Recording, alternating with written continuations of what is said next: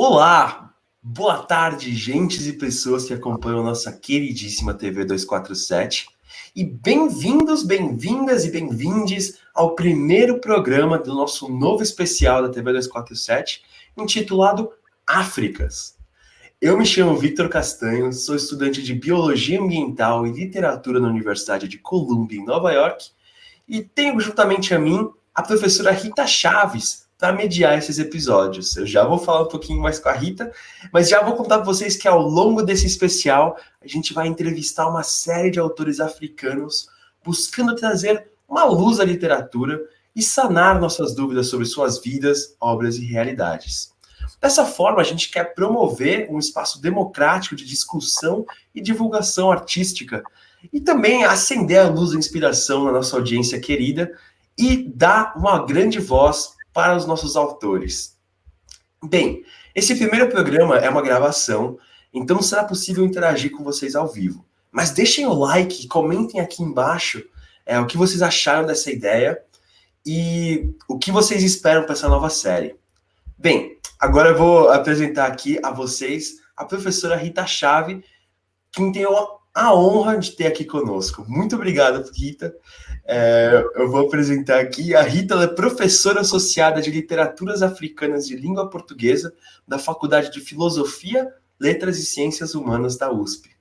Ela possui graduação em Letras pela Universidade Federal Fluminense, mestrado em Letras também pela Universidade Federal Fluminense e doutorado em Letras Clássicas pela Universidade de São Paulo. Ela fez 3 estágios de pós-doutorado na Universidade Eduardo Mondlane, em Moçambique. E ela atua principalmente nos seguintes temas: literatura angolana, literatura moçambicana, África, Angola, literatura e antropologia. É um prazer enorme tê-la aqui, Rita. Como está seu dia hoje? Eu sei que você estava nas manifestações. Conta um pouco pra gente como você está. Estava, sim, vim correndo, porque tínhamos esse compromisso, mas eu estava na Paulista, participando desse movimento que me parece fundamental, que é o movimento pela recuperação da ordem no Brasil, né? Da ordem no bom sentido, não do autoritarismo, mas de uma ordem democrática, de uma ordem participativa, de uma ordem em defesa da vida, né? E não a favor da morte, como essa que nós estamos vivendo. Estava muito bom o movimento. Maravilha, muito, muito bom saber disso. E eu já vou aproveitar para a gente iniciar a conversa, essa questão da ordem, né? Recentemente, eu li o seu artigo O Passado Presente na Literatura Africana. Eu acho que aí a gente entra em um ponto que vai ser essencial para essa nossa minissérie. A literatura africana de língua portuguesa traz essa dimensão do passado como uma de suas grandes matrizes de significado, né? E o nosso país, o Brasil, parece ter uma certa amnésia histórica, né? Infelizmente, a gente parece que segue constantemente os mesmos rumos e por isso nunca chegamos a um grande período de democracia. E isso por uma série de questões sistêmicas, mas para essa desconstrução, eu queria perguntar, para desconstruir essa nossa amnésia e chegar a uma maior valorização da memória, como você acredita que a presença de autores africanos possa influenciar nossa compreensão do nosso passado de absurdos gloriosos e a discussão crítica dele também? Olha, eu penso que a relação com o tempo, né, dos elementos mais fortes na tradição cultural de qualquer população, de qualquer história. Acho que nós temos muito para aprender com os africanos, mas dificilmente vamos conseguir incorporar a mesma dinâmica que predomina nas sociedades africanas. Por que eu estou dizendo isso? Porque nós, embora o Brasil seja evidentemente um país com uma marca, com uma dimensão, né, muito significativa da presença dos africanos no Brasil, costumo dizer que o Brasil foi construído no campo do imaginário e também no campo do concreto pelos africanos. Eles atuaram e deixaram marcas profundas na nossa música, na nossa dança, mas também deixaram marcas que ainda não foram devidamente estudadas no que nós podemos chamar de uma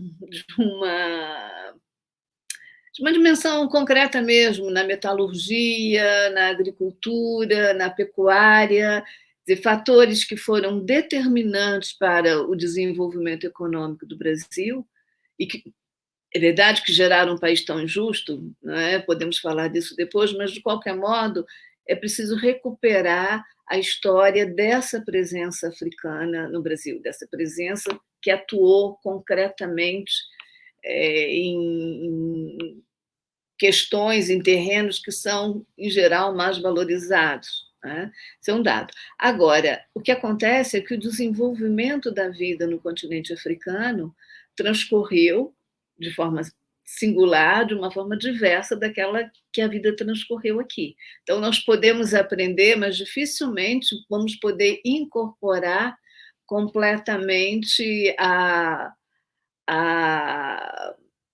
o, não, a dinâmica, vamos chamar assim, a dinâmica cultural daquelas sociedades. Então, eu vou chamar a atenção por um fato que eu acho que é muito importante, ligado à dimensão do tempo.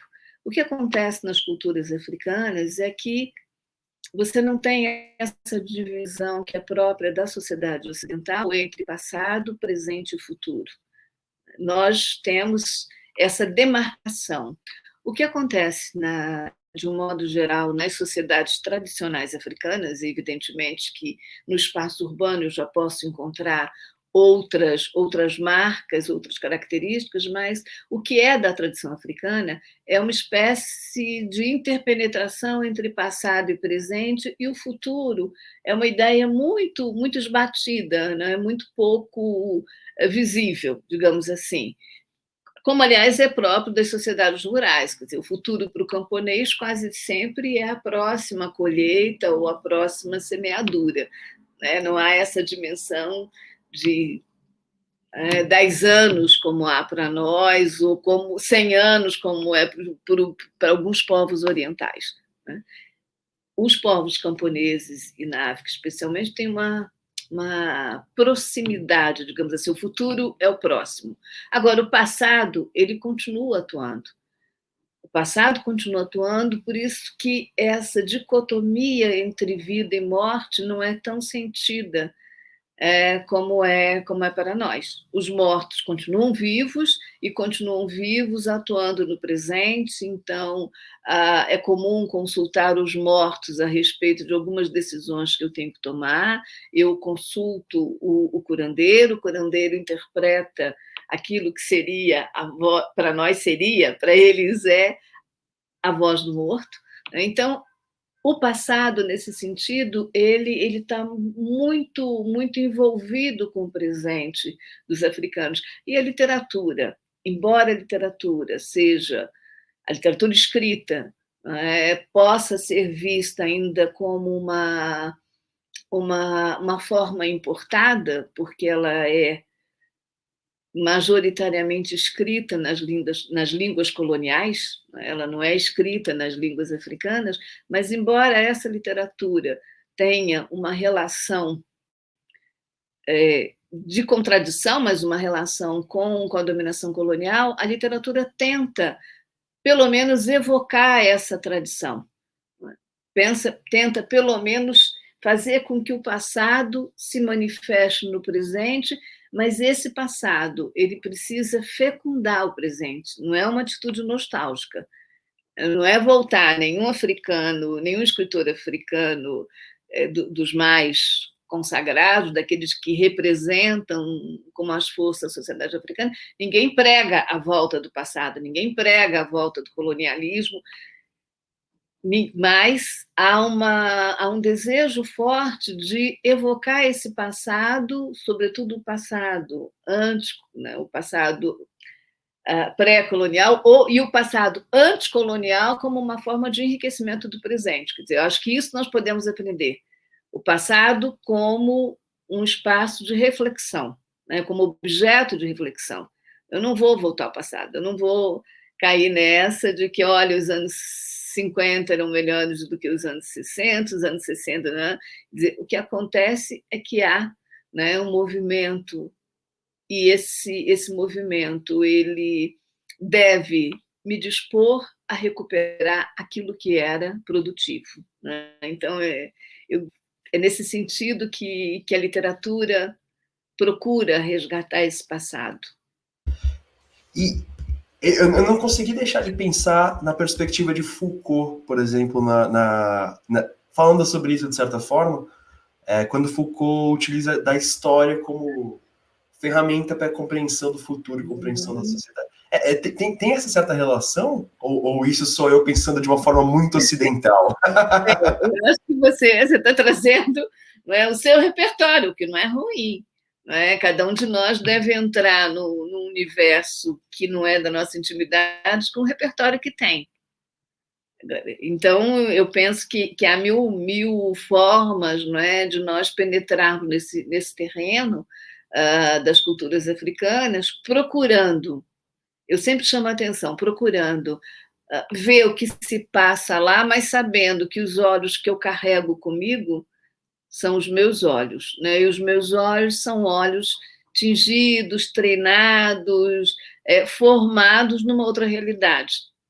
Essa semana eu dei uma aula e eu dizia um bom método para a aproximação com a África é a desconfiança, mas a desconfiança de mim.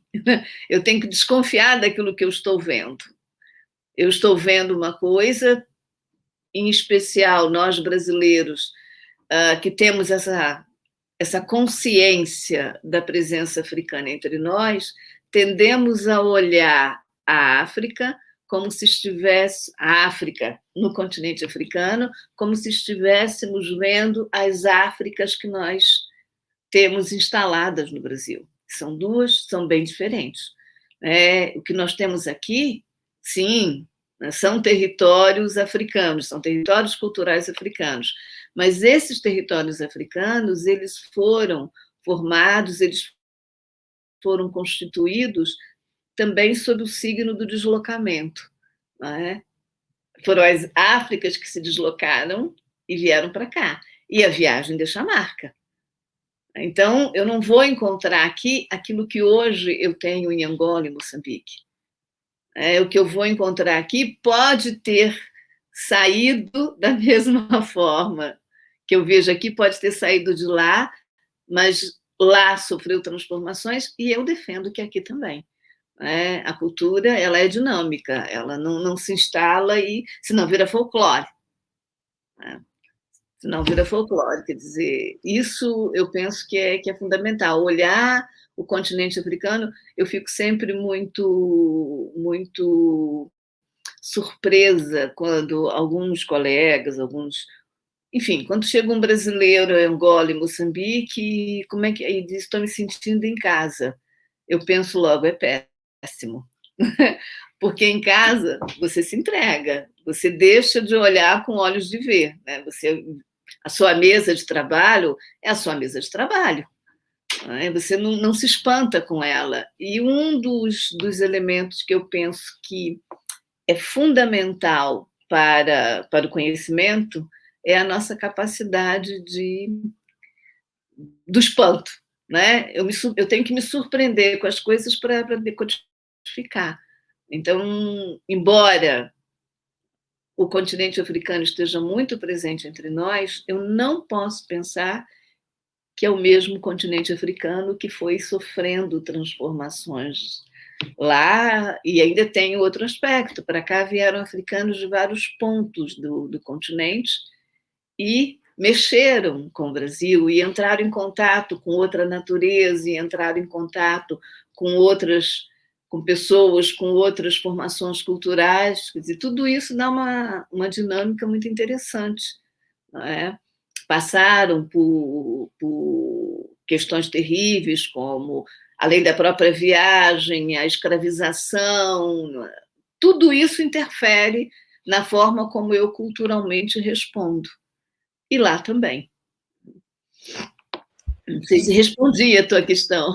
Foi maravilhosa a fala, trouxe muitas reflexões, e pensando justamente agora nessa questão do colonial, literatura em si, pode ser considerado algo colonial, né? Porque a gente chega em uma cultura que é primariamente oral e tem que transferi-la para o papel.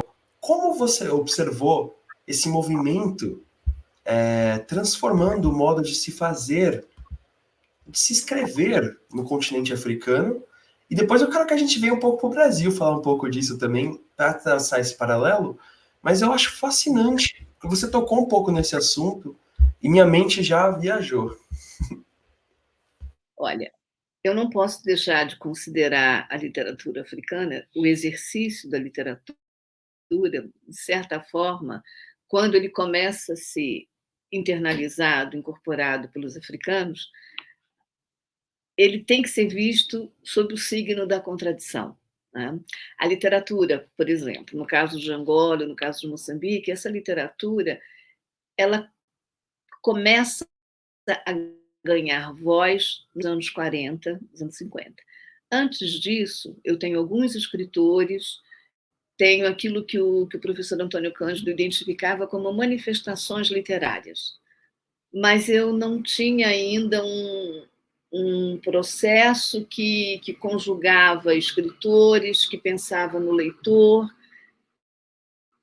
Não havia ainda aquilo que eu posso chamar de um domínio orgânico, né? Vamos dizer assim. Então, esse movimento orgânico ele ganha corpo nos anos 40, principalmente logo após a Segunda Guerra Mundial. A Segunda Guerra Mundial, embora tenha acontecido, nós chamamos de mundial, mas ela aconteceu sobretudo na Europa, mas ela teve ecos muito fortes no continente africano. Bom, quando esses autores começam a escrever, eles começam a escrever em português. Isso é uma coisa que às vezes incomoda alguns leitores que se perguntam, mas por que eles escreveram em português? Por que não escreveram nas línguas nacionais? No caso de Angola, não é difícil explicar, porque as línguas nacionais, em sua maioria, não estavam sistematizadas. Elas não tinham sido transcritas para o universo da escrita. Além disso, os escritores eram escritores que pertenciam, evidentemente, ou a elite ou as camadas próximas da elite. Portanto, a língua que eles dominavam era prevalentemente a língua portuguesa. Eles não poderiam escrever em Quimbundo, eles não poderiam escrever em Ubuntu, em Choco, porque simplesmente eles não falavam essas línguas ou só falavam. Não tinham, não eram alfabetizados nessa escrita. Então, o português era a saída. E eu acho que o modo interessante de nós pensarmos isso é pensarmos que eles exercem assim uma traição de mão dupla. Por um lado, esses escritores, como eram representantes dessas camadas mais próximas da elite, esses escritores tinham sido, durante o sistema colonial, tinham sido foco de algum privilégio. Quando Angola chega à independência em 1975, menos de 10% da população era alfabetizada. Então, quem era alfabetizado estava inserido num grupo muito, entre aspas, de privilégio. Então, quando eles começam a escrever, eles querem se ver como porta-vozes dessa imensa maioria marginalizada, excluída. Ao fazerem isso, ao assumirem ou ao se aproximarem dessa massa de excluídos, esses escritores estão traindo o colonialismo, né? Estão traindo esse sistema que, de alguma forma, lhes deu a oportunidade, tudo isso muito entre aspas, por favor, de acessar o alfabeto. Né? Então, por outro lado, quando eles escolhem a literatura como um instrumento de libertação e como um instrumento de cumplicidade com essa massa de excluídos, e sabendo que a literatura não fazia parte do mundo cultural desses excluídos, eles também estão traindo esses excluídos. né? Reparem, né? Então, é digamos assim, um movimento dialético que permite compreender o espaço ambíguo da literatura nesse sistema. A literatura se coloca agora, né, com os escritores dos anos 40, ela se coloca claramente ao lado dos nacionais, mas ela própria é um instrumento que desembarcou naquele território pela mão colonial. Então, eu acho que ter essa contradição é uma coisa que enriquece muito a minha leitura, né, que me permite ver a dificuldade ainda, né, que nós temos de lidar com esses territórios e com todos os impasses que os africanos de vários países, né? Eu prefiro falar de Angola e Moçambique, que são países por onde eu circulo, com os quais eu ganhei alguma intimidade. Mas penso que nós não podemos deixar de lado esses impasses. Saber que não é possível recuperar aquilo que ficou lá atrás, não é possível afastar a prática literária, não é possível nem é preciso. O que é preciso é ter claro esse movimento que é marcado por impasses, por dilemas, e que os escritores vão resolvendo, inclusive no plano da forma. Entrou exatamente. Sem querer, a gente tem uma pergunta que eu ia fazer já. É essa questão da dialética. E eu ia pegar Mayombe, que eu sei que você trabalhou bastante com o livro, e também um dos meus favoritos de todos os tempos. Mayombe, do Pepe Tela, né? É um livro que traz bastante essa questão da dialética e acaba entrando em uma certa confluência com a dialética histórica de Marx, né? Com o materialismo histórico também. E eu queria perguntar, vivendo nessa dupla traição, os autores, eles de certa forma já tinham essa maior noção das constantes contradições entre classes e tudo mais. Você acha que isso tornou o papel social que a literatura teve, por exemplo, na independência da Angola, algo mais propenso a ter acontecido? Como você vê essa relação entre a dialética marxista e o papel social da literatura com a dialética do ser entre o passado pré-colonial e o colonial? Eu acho que em Angola aconteceu um fenômeno muito interessante que está ligado à consciência que os escritores tiveram desde o começo. Desde o começo, você vai pegar nos anos 40, 50, você vai pegar o Agostinho Neto, que depois foi o primeiro presidente da República, o Viriato da Cruz, o Antônio Jacinto, o Aires de Almeida Santos, que são escritores que levaram muito a sério o compromisso com a cidadania, que naquele caso era a luta anticolonial. Quer dizer, ser um escritor cidadão naqueles anos era se comprometer com a luta anticolonial. Isso eles tiveram desde cedo. Desde 48 tem um movimento importante que se chama Vamos Descobrir Angola. Esse descobrir está mais próximo, né, do recuperar a nossa Angola, porque Angola era um território ocupado. Um território ocupado não é ocupado só fisicamente. Um território ocupado, ele é ocupado militarmente, ele é ocupado politicamente, mas isso também entra no terreno do imaginário. Então, era preciso libertar Angola. E libertar Angola significava libertar o imaginário dos angolanos. Vou dar um exemplo, que é o seguinte: o que era valorizado? Se nós pegarmos, por exemplo, a literatura colonial, que é a literatura que os portugueses escreviam achando que estavam escrevendo sobre Angola, sobre Moçambique, e, na realidade, eles mal apreendem a paisagem. E quando aprendem, não, mal descrevem a paisagem. E quando descrevem essa paisagem, eles descrevem com olhos marcados pelo preconceito E a paisagem na literatura colonial é uma paisagem sempre hostil ao homem português, é claro.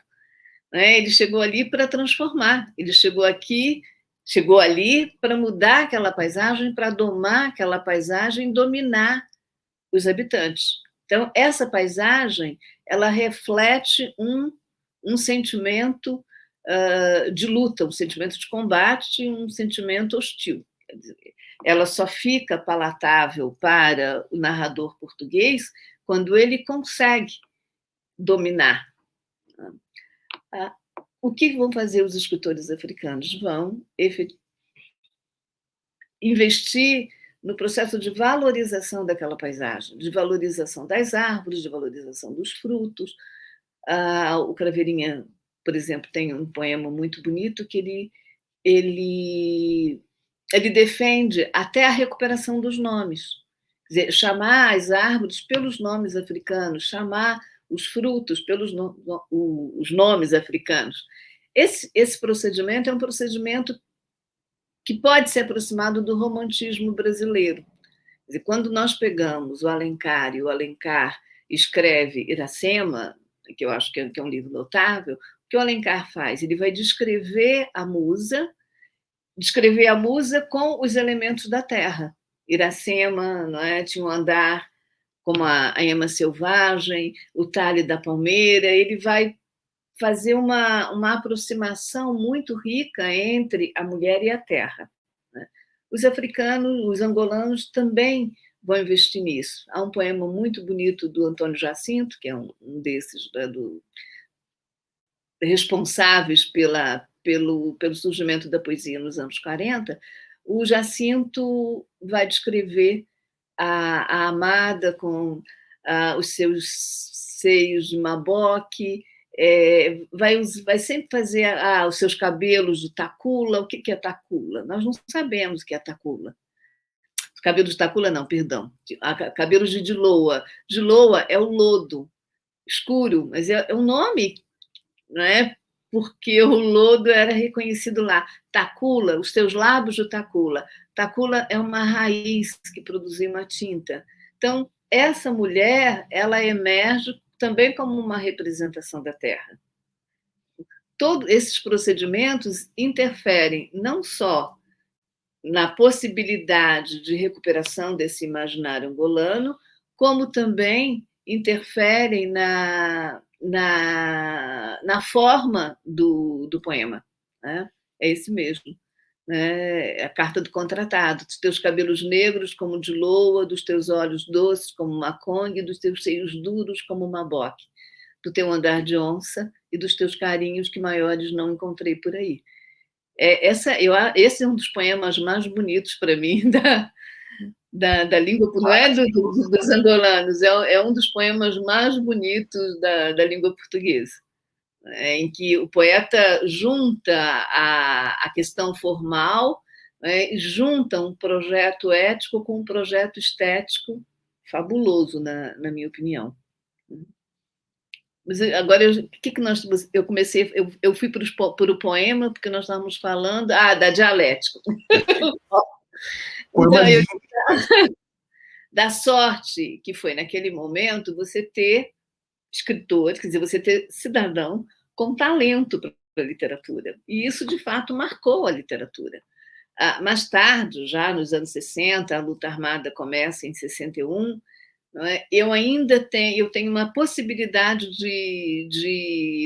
eu não diria renovação, porque os velhos ainda estavam escrevendo bem, mas de complementação, além do Jacinto, do Agostinho Neto, do Viriato, do Aires de Almeida Santos. Aí eu vou ter o José Luandino Vieira, o Arnaldo Santos, o Antônio Cardoso, o Costa Andrade, o Pepe Tela, o Jofre Rocha, depois, um pouco mais tarde, o Boaventura Cardoso. E o que nós notamos é que o projeto de libertação de Angola, que foi protagonizado pelo movimento de libertação de Angola, embora houvesse dois outros movimentos, mas quem proclamou a liberdade foi o MPLA.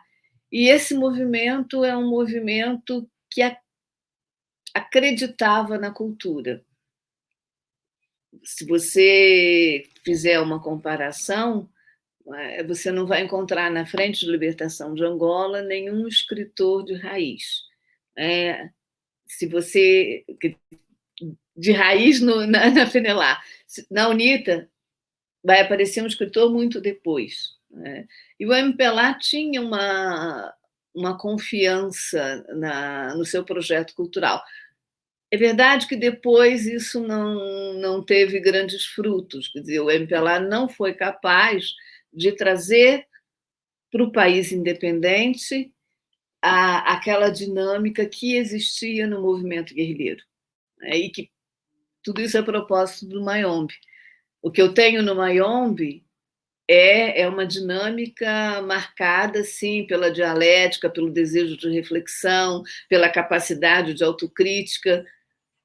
E é verdade que depois esse conjunto de comportamentos acabou por ser burocratizado, enfim, né? Uma coisa é utopia, outra coisa é a nossa possibilidade de realizá-la. Mas a culpa não é da utopia.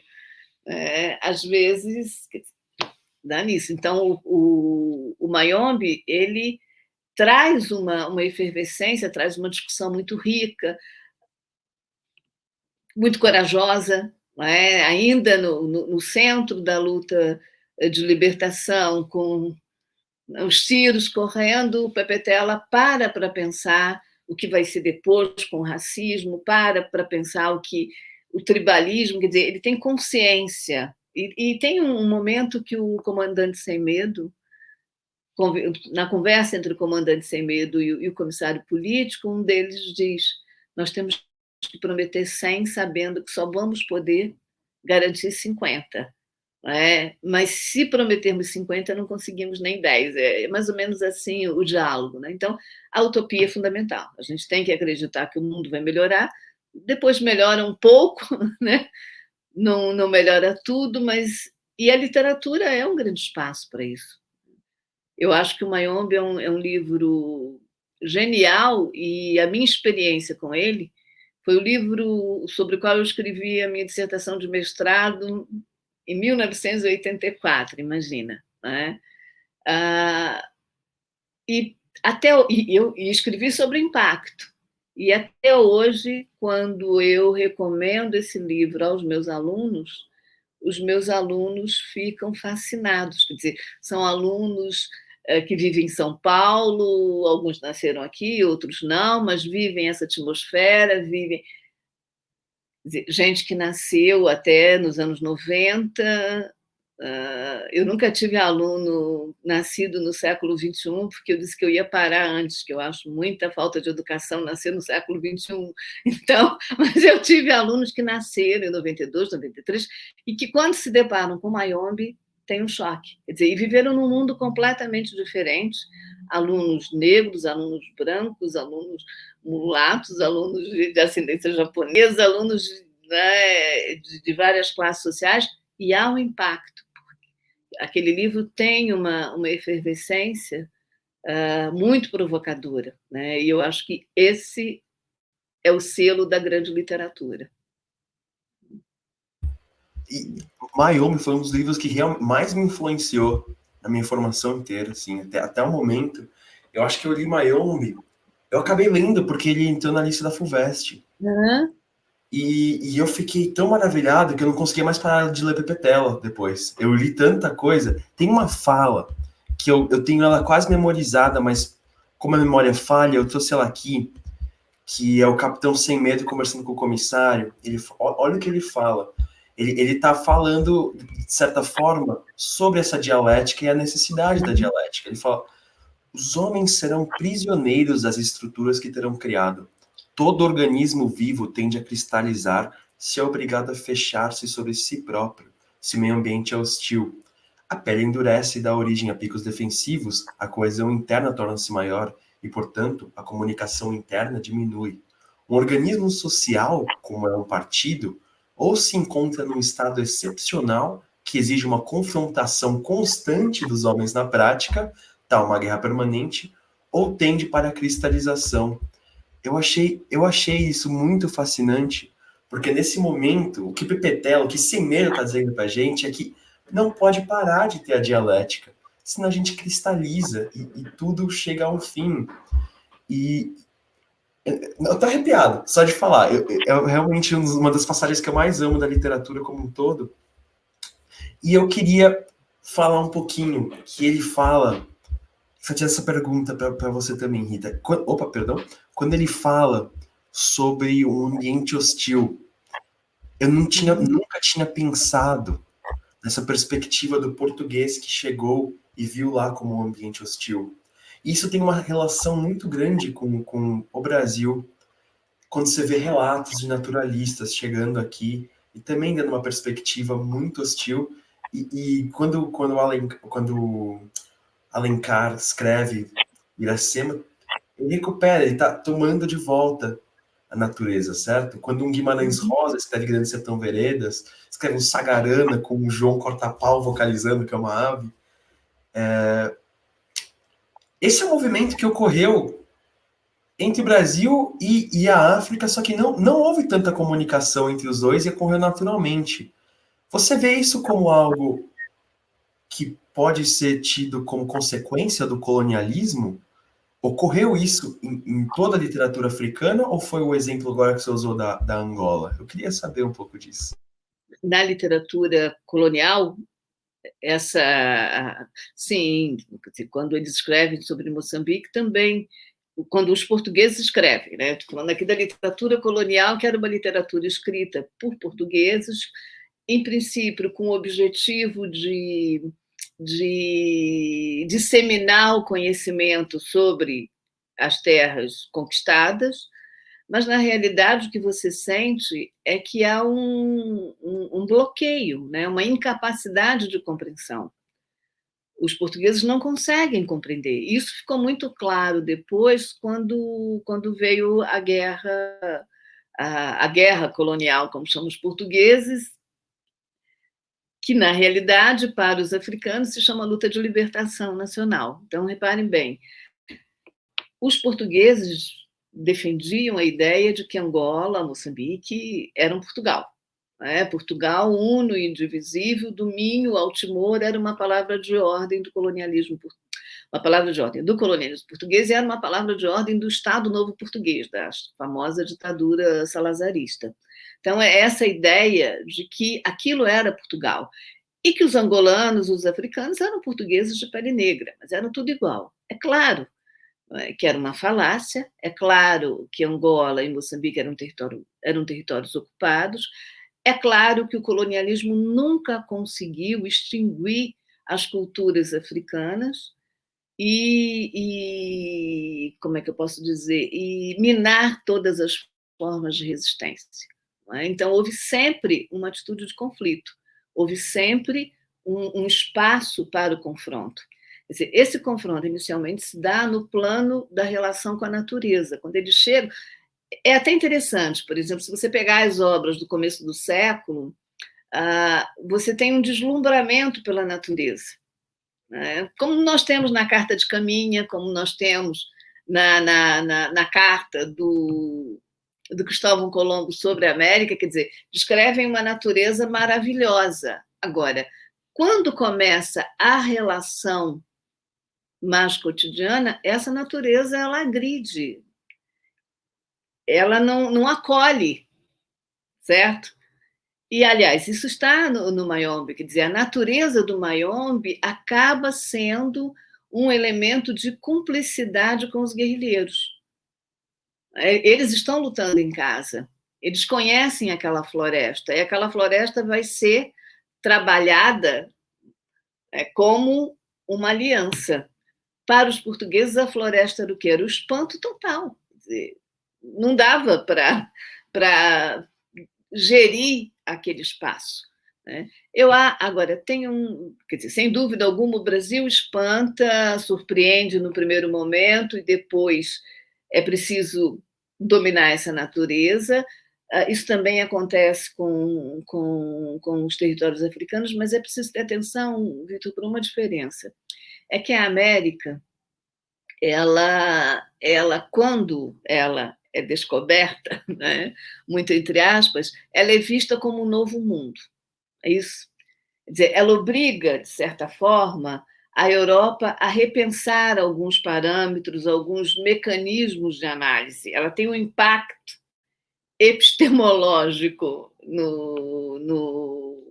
na construção do conhecimento europeu. Né? Ela é o mundo novo vai trazer luzes. Quando isso não, mas isso não se dá em relação à África. Quer dizer, a África é vista sempre como uma terra misteriosa, é vista sempre como um espaço tenebroso, como um espaço de doença, como um espaço de terror. Quer dizer, o famoso Coração das Trevas, do Joseph Conrad, né, constitui uma metáfora tremenda para a África. É o horror, ele repete, o narrador do Coração das Trevas. Quer dizer, o que é aquilo? Ele descreve os habitantes africanos de uma forma ofensiva, né? Ele animaliza os africanos. Então, a África não teve, vamos dizer assim, nem mesmo essa colher de chá que foi dada à América por muito pouco tempo. Né? E, evidentemente, logo depois foi capitalizada pelo próprio europeu. Né? Agora, de qualquer modo, essa natureza africana, ela é assustadora e isso é genial também, aí, né, nós temos que nos render à capacidade que a literatura tem de antecipar isso, porque, de fato, quando os soldados portugueses chegam à África, quando eles chegam para lutar em Angola ou em Moçambique ou na Guiné, dizer, é um susto isso aí, eu quero voltar para casa. E casa, o que é? É o continente europeu. Essa paisagem é uma paisagem assustadora. Eles morrem, eles têm medo dos animais, das cobras, dos macacos, eles têm doenças. Quer dizer, o corpo europeu reage à diferença.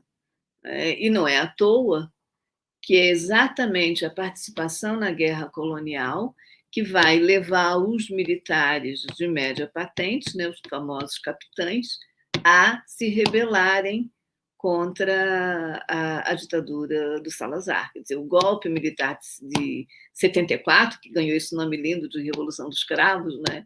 E eu acho que se é bonito a gente tem que usar, mas repare que é um golpe militar protagonizado por militares, em sua maioria, né, de média e baixa patente.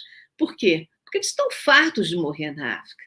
Eles estão fartos de viver na África e estão fartos de morrer na África. Aquela natureza não é o Alentejo, aquela natureza não é atrás dos montes. Quer dizer, Portugal não era um exemplo de país urbanizado nos moldes europeus. Portugal era atrasado, Portugal carregava uma série de deficiências em relação aos outros países europeus, mas, de qualquer maneira, não é Portugal, não era uno, indivisível, né, do Minho ao Timor. Eles não conseguiam penetrar. E se lutassem em Angola, quando chegassem a Moçambique, iam se surpreender também, porque são espaços muito diversos. Né? Os pretos não são todos iguais, para desespero deles. Para desespero deles, entendeu? Então, eu acho que essa relação dialética entre o homem e a natureza, que a literatura angolana trabalha tão bem, ela tem que ser considerada quando nós pensamos nesses conflitos, quando nós pensamos no andamento da história do Império. Sensacional. Eu acho esse movimento dialético algo incrível. Você que chegou agora, a gente está aqui no primeiro episódio da minissérie Áfricas com a professora Rita Chaves, da USP, especialista em literaturas africanas e língua portuguesa. Tem uma série de episódios nessa série onde a gente vai entrevistar escritores lusófonos na África. Vai ser algo muito, muito bom. E Rita, como a gente está se aproximando agora do final desse primeiro episódio, e eu queria te agradecer novamente pela sua presença aqui, Você deu uma aula, você falou que nunca ia ter um aluno nascido no século XXI, eu acho que você tem um agora, mas brincadeiras à parte, eu queria te fazer uma pergunta agora para o nosso público. Nosso público provavelmente vai ficar muito inspirado em saber mais da literatura africana. Como você orientaria os primeiros passos nessa literatura que é tão rica? Bom, eu não. Como é que eu orientaria, assim? O que eu sugeriria que as pessoas. Eu acho que há algumas coisas até que nós aprendemos, né? Nós que começamos esses estudos no Brasil no final dos anos 70, ah, eu acho que é fundamental pensar em duas coisas. Uma coisa é pensar que essa literatura, essas literaturas, né, é sempre bom falar no plural, essas literaturas elas estão bastante ligadas à história dos seus países e à história da libertação, né, principalmente esses primeiros escritores. Por um lado, é importante ter presente esse vínculo com a história. Por outro lado, é importante também levar em conta que é próprio da literatura trazer a história e ultrapassá-la, né, e superá-la. Eu usei aqui o exemplo do Mayombe. O Mayombe fala de um momento específico, o Mayombe tematiza uma luta específica, mas graças à faculdade que a literatura tem, né, de superar o circunstancial, o Mayombe nos fala até hoje de outras lutas, de outras conquistas, de outras apostas, né? Então, eu acho que é importante ter essa literatura como um repertório que, de fato, dá um grande destaque à história, que traz essa história, mas é importante também pensar que essa literatura desenvolve um projeto estético, portanto, a preocupação com a forma e com essa capacidade de adequar a forma ao conteúdo, né, que é importante ver essa literatura também por esse prisma. Como nós temos poucos documentos sobre a África, agora já melhorou bastante, porque, felizmente, com aquela assinatura da lei 10.639, em janeiro de 2003, foi a primeira lei assinada pelo presidente Lula, em janeiro de 2003. E essa lei que torna obrigatória a inclusão de conteúdos da história africana e da história e da cultura afro-brasileira, quer dizer, essa lei deu um certo desenvolvimento, muitas universidades abriram concursos para professores de história, isso implementou a pesquisa na área da história da África, da antropologia, sociologia, enfim, deu visibilidade à África, ainda não, né, na medida correta, na devida medida, mas deu abriu espaços para a África e nós precisamos recuperar isso. Isso tem que fazer parte desse projeto de recuperação do Brasil, né? Nós temos que ensinar que negro não se pesa em arroba, que a África não é o fim do mundo, que se o meu filho não vai casar com uma negra porque ele foi bem educado, e todas essas barbaridades que têm sido disseminadas. Nós temos que falar nitidamente no racismo, contra o racismo, e eu acho que a literatura africana pode ajudar. Eu me lembro que quando eu comecei a estudar, foi em 78, e os livros estavam chegando, os países tinham ficado independentes em 75, muitos brasileiros tinham atuado a favor dessa independência, o próprio governo do general Geisel reconheceu a independência de Angola na primeira noite, a noite de 11 de novembro, e o Pepe Tela sempre conta que quando ele ouviu, ele estava no campo, quando ele ouviu que o governo brasileiro reconheceu, que ele disse logo: já ganhamos, esses gajos não apostam errado. Então, é uma história que eu acho muito interessante. Quer dizer, o Brasil teve uma presença, depois os nossos exilados, porque em 75 vivíamos a ditadura, foram para Angola, foram para Moçambique, ajudaram aqueles países nos primeiros momentos. Enfim, nós temos uma ligação que não é só a ligação não é, selada pelo tráfico de escravizados. Então, mas, de qualquer modo, há pouca documentação ainda, a África tem pouca visibilidade. Então, muitas vezes, nós pegamos o texto literário e lemos o texto literário como se ele fosse um documento. E não podemos fazer isso, porque o texto literário ele é escrito por um escritor, não é? Ele é escrito por um escritor, é a visão daquele escritor. Ele me permite conhecer aquela realidade. Ou melhor, ele me permite desembarcar naquela realidade, mas eu tenho que ter muito cuidado. Então, eu acho que é muito importante para quem se interessa pelas literaturas africanas pensar nisso. E pensar também que, embora elas sejam escritas em língua portuguesa, isso me dá uma ilusão de familiaridade,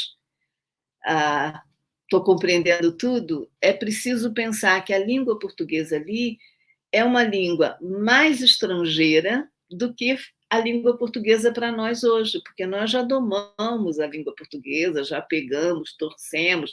Esse movimento começa com o romantismo, depois o modernismo faz outros tipos de torção. Então, a língua portuguesa, para nós, está... Né, ninguém duvida de que ela seja uma língua brasileira, já. E somos muito mais, né? Somos 220 milhões, os portugueses são 10 milhões. Quer dizer, há vários aspectos que nos permitem. Mas é interessante pensar que eu estou lendo a língua portuguesa, mas essa língua portuguesa não é a minha. Portanto, essa é uma literatura estrangeira. Eu tenho que ter muito cuidado para não pensar que aquilo que o Pepetela conta, né, no Mayombe se passou na floresta amazônica, por exemplo. Tá? Aquilo que o Luandino fala de Luanda é igual, né, seria igual em Paraisópolis. Não. Há outras dinâmicas, há outras formas de relação, como com o tempo, né, que nós começamos a nossa conversa, né, há outras religiosidades, e ter os olhos bem abertos para isso, acho que ensina a ler melhor essa literatura e dá muito mais gosto, né? Que você tem um desafio maior. Eu acho que é a ideia do desafio, a ideia da desconfiança, essas ideias elas têm que estar presentes, mesmo quando aquilo que eu vejo me parece tão familiar. Aliás, desconfiar da família é uma coisa boa. Você falou logo no começo do estranhamento, né, do espanto, e eu espero que essa nossa série consiga trazer muito disso, né? Que a gente consiga trazer essas novas perspectivas, desconstrução e dialeticamente contra tudo que esse governo trouxe, esse desgoverno trouxe de idiotice, perdão pela palavra, mas é uma idiotice tudo que eles trouxeram. E eu queria te perguntar, Rita, também para a gente finalizar agora, que a gente está nos últimos 5 minutos, o que você espera dessa minissérie? O que você acha? A gente já vai ter o João Mello agora dia 6, com o nosso primeiro convidado. Quais são suas expectativas? Olha, eu acho que a ideia é excelente, né, porque vai colocar em tela vozes africanas. Por mais que eu pense conhecer a África, né, o fato de morar lá uma parte do ano, o fato de ter ido muitas vezes e tal, eu sou uma brasileira com uma grande simpatia pelo continente africano, que faço um esforço muito grande para fixar esse respeito, mas é claro que a minha experiência é sempre a experiência da estrangeira. E isso, para mim, tem sido um ponto de honra. Nunca tentar me confundir com uma angolana, com uma moçambicana, com uma guineense, né? Não, eu sou uma brasileira e em alguns momentos isso aparece muito forte. O meu tipo físico até passa. Agora, em alguns momentos, eu percebo que quanto mais eu conheço aquela realidade, mais possibilidade eu tenho de me reconhecer como estrangeira. O que não dá nenhum mal-estar, não é um mal-estar, não, pelo contrário, eu me sinto muito bem, mas eu me sinto bem sabendo que o meu olhar tem limite. O meu olhar é formado por uma experiência, por um repertório de leitura, por uma tradição cultural que não é a tradição cultural africana. Depois, no decorrer da série, a gente pode abordar, por exemplo, a questão da maternidade, como é que a maternidade é vista nos países africanos e como é vista aqui. Causava um grande espanto as primeiras vezes que eu fui em Angola o fato de eu dizer que eu não tinha filhos e não queria ter. Isso, para algumas mulheres angolanas, isso era uma coisa espantosa. Como não? Várias vezes, quando eu disse, não, eu nunca quis ter filhos, as minhas amigas lá diziam, eu pensei que você não podia, que era uma impossibilidade biológica. Eu digo, não, foi um desejo. Então, isso dá para... Quer dizer, isso é que mostra a profundidade dos abismos entre nós e entre a nossa sociedade, né, e a sociedade africana. Bom, mas eu acho que, então, o que é fundamental, Vitor, é trazer essas vozes africanas. Elas falarem por si, porque são vozes também de muitas travessias. O João Melo morou no Brasil há muito tempo, não é? O Onjak também morou no Brasil, são escritores que conhecem o Brasil, mas que são africanos. Se nós pudermos trazer o Luiz Carlos Patraquim, que é um excelente poeta e que vive em Portugal há muito tempo, mas é um escritor moçambicano. O Mbate Pedro, não é? Uma série de Elder Fife, há uma série de nomes que vivem lá e que, portanto, quer dizer, mesmo transitando, mesmo tendo a experiência da viagem como um componente da sua cultura, eles são africanos. E eu acho que isso é fundamental. Quer dizer, esse é um equívoco achar que eu posso falar por eles. É um equívoco achar que eu vou falar igual a eles, que eu vou conseguir reproduzir o imaginário deles. Não. Algumas diferenças nos permeiam e é sempre interessante ouvir o outro. É sempre interessante ouvir o diferente. Então, eu acho que a grande qualidade que essa série pode ter, a primeira grande qualidade dessa série é dar espaço para as vozes africanas, né? Outras vozes da África, diríamos assim. Perfeito, eu estou muito animado. Esse primeiro papo, eu tô levando, eu aprendi tanto. Eu li muitos artigos seus. Eu joguei Rita Chaves no Google, no Google acadêmico, e eu li O Passado Presente na Literatura Angolana, Pepe Tela, Romance e Utopia na História de Angola. Mas eu aprendi tão mais. Rita, eu sou muito grato pela sua presença aqui. Pela sua presença nas próximas entrevistas também.